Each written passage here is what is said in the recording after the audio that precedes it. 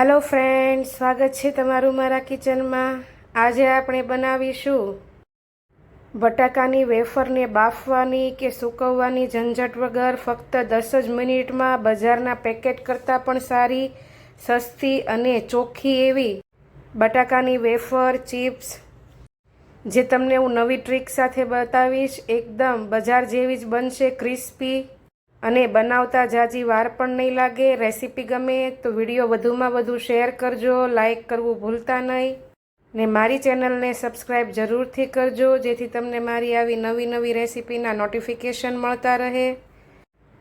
તો ચાલો આપણે બજાર જેવી જ ક્રિસ્પી અને બાળકોને ભાવે તેવી ઇન્સ્ટન્ટ બટેકાની વેફર બનાવવાનું ચાલુ કરીએ। તેના માટે મેં અહીં મીડિયમ સાઇઝના માપસરના 500 ગ્રામ જેટલા બટાકા લઈ લીધા છે। તમે તમારી રીતે મોટા પણ લઈ શકો, પણ આ સાઇઝ વેફર માટે બરોબર છે। એટલે બને ત્યાં સુધી જો ઇન્સ્ટન્ટ વેફર કરવી હોય તો આ સાઇઝના જ બટાકા લેવા। અત્યારે બટાકાની સિઝન છે એટલે વેફરના બટાકા આસાનીથી મળી રહેશે। હવે બટાકાને પહેલાં આપણે સારા પાણીએ ધોઈને બરાબર કોરા કરી લેશું અને પછી પીલરથી તેની ઉપરની છાલ આપણે આ રીતે ઉતારી લેવાની છે। આજે તમને હું વેફર નવી ટ્રીક સાથે બનાવીશ જે પંખા નીચે સૂકવવી પણ નહીં પડે, બાફવી પણ નહીં પડે, તો પણ એકદમ બજાર જેવી જ બનશે અને એકદમ સફેદ અને ક્રિસ્પી, કાળી પણ નહીં પડે, લાલ પણ નહીં થાય તેવી બનશે। બટાકાની છાલ ઉતરી જાય એટલે બટાકાને આપણે હવે તેમાંથી વેફર બનાવી લઈશું। વેફર માટેનું આવી રીતનું મશીન લઈ લઈશું અને તેમાં આપણે એક તો સાદી અને એક આવી કરકરિયાવાળી બે ડિઝાઇનની આવે છે। તેમાં અહીં આપણે અત્યારે સાદી પાડીએ છીએ, તમારે કરકરિયાવાળી પાડવી હોય તે પણ તો પણ પાડી શકો।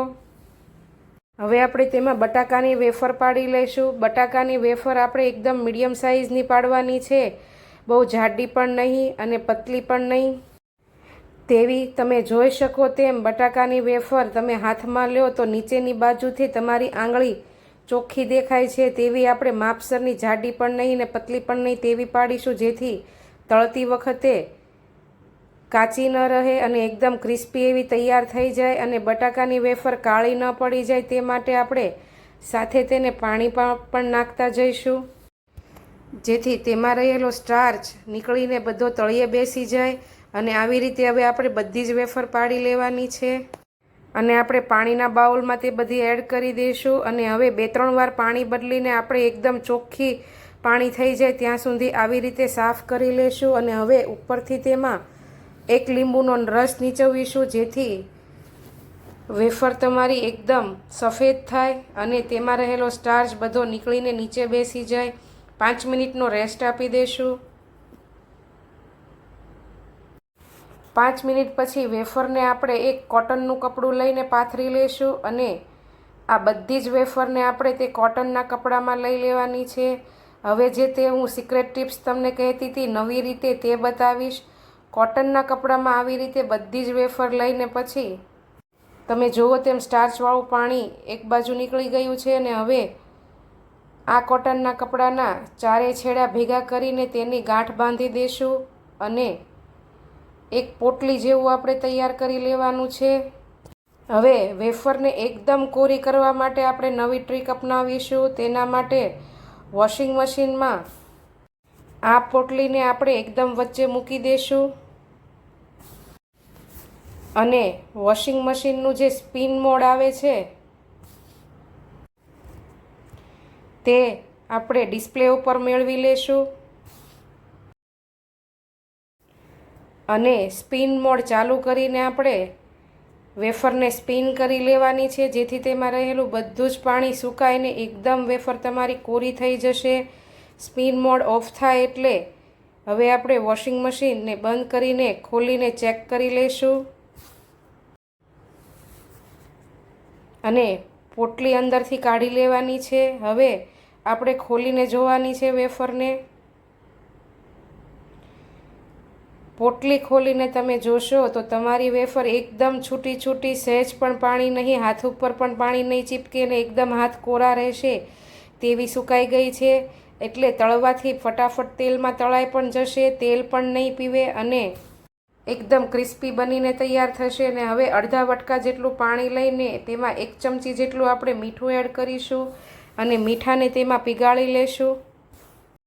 આ ઉપયોગ ક્યારે કરવાનો તે હું તમને જણાવીશ. હવે મેં અહીં એક પેનમાં વેફર સ્પિન થતી હતી ત્યારે તેલ ગરમ કરવા માટે મૂકી દીધું છે અને તે હુંફાળું એવું ગરમ થઈ જાય એટલે વેફરનો ટુકડો નાખીને આપણે ચેક કરી લઈશું. જો આવી રીતે વેફરનો ટુકડો બબલ્સ બોલ કરીને ઉપર આવી જાય તો આપણું તેલ તળવા માટે તૈયાર થઈ ગયું છે. અને હવે ગેસની ફ્લેમને મીડિયમ રાખીને આપણે તેમાં નખાય તેટલી વેફર એડ કરીશું. ગેસની ફ્લેમ મીડિયમ રાખવાની વેફર નાખતી વખતે અને પછી ગેસની ફ્લેમને મીડિયમ ટુ હાઈ કરી દઈશું.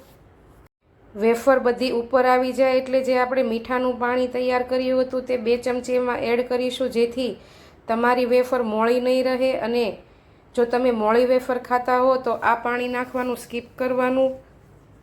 હવે વેફરને આપણે 3 થી 4 મિનિટ માટે પલટાવીને આવી રીતે તળી લેવાની છે.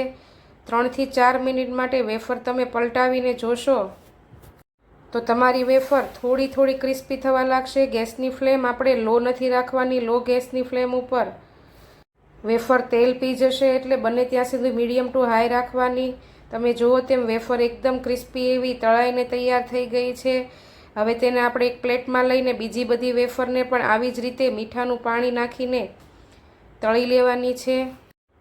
તમે જુઓ તેમ એકદમ બજાર જેવી જ તૈયાર થઈ છે. અને હવે ગરમે ગરમ વેફરમાં આપણે ઉપરથી થોડો મરચાંનો પાવડર છાંટીશું, જેથી બજાર જેવી જ વેફર તૈયાર થાય. જો તમે ક્યારે આ રીતે વેફર બનાવવાની ટ્રાય ન કરી હોય તો એકવાર જરૂરથી ટ્રાય કરજો. એકદમ ક્રિસ્પી અને બજાર જેવી જ તૈયાર થશે. તૈયાર પેકેટમાં જે મળે છે તેવી. બાળકો તથા બધાને જ બહુ જ ભાવશે. વિડીયો ગમી હોય તો લાઈક ને શેર જરૂરથી કરજો. મારી ચેનલને સબસ્ક્રાઈબ કરવું ભૂલતા નહીં. તો ચાલો આવી નવી ટ્રીક અને ટિપ્સ સાથે નવી રેસીપી લઈને આવતીકાલે ફરી મળીશું. ત્યાં સુધી આવજો. જય શ્રી કૃષ્ણ.